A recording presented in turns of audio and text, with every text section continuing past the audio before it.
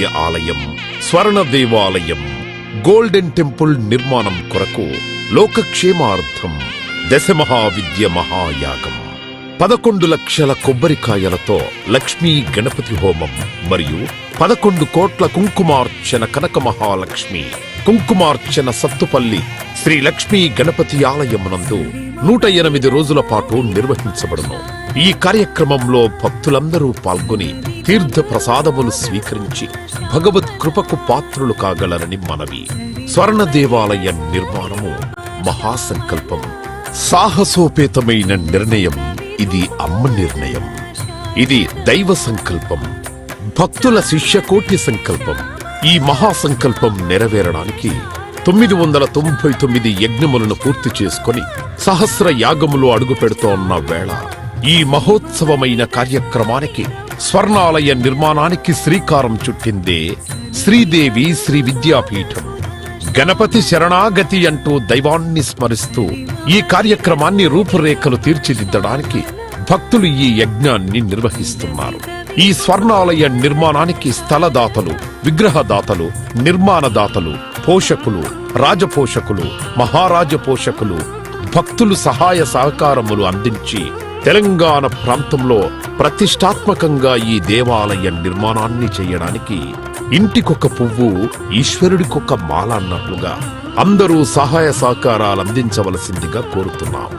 ఈ ఆలయ నిర్మాణం వల్ల దశమహావిద్య ఆలయములు, స్వర్ణాలయము మన తెలుగు ప్రాంతంలో యావత్ ప్రపంచంలో మొట్టమొదటి ఆలయముగా చరిత్రలో సువర్ణాక్షరాలతో లిఖించబడే సువర్ణ అవకాశమిది.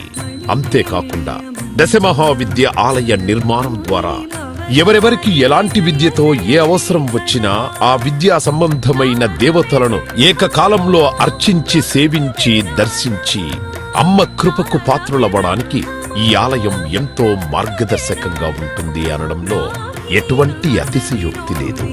అలాగే ఎలాంటి ఆర్థిక సమస్యలైనా, ఎటువంటి సమస్యలైనా పరిష్కారమవుతాయి అమ్మ కృప వల్ల.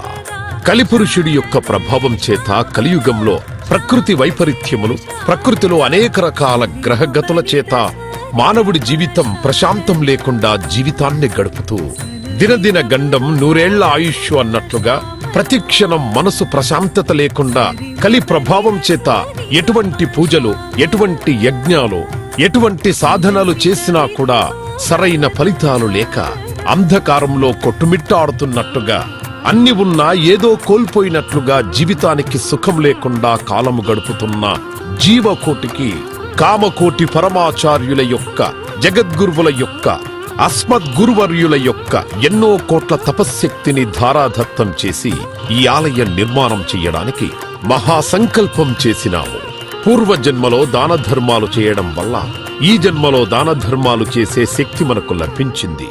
అటువంటి శక్తి కలిగి ఉండి కూడా దాన ధర్మములు చేయకపోతే ఈ జన్మకు చరితార్థం లేదు.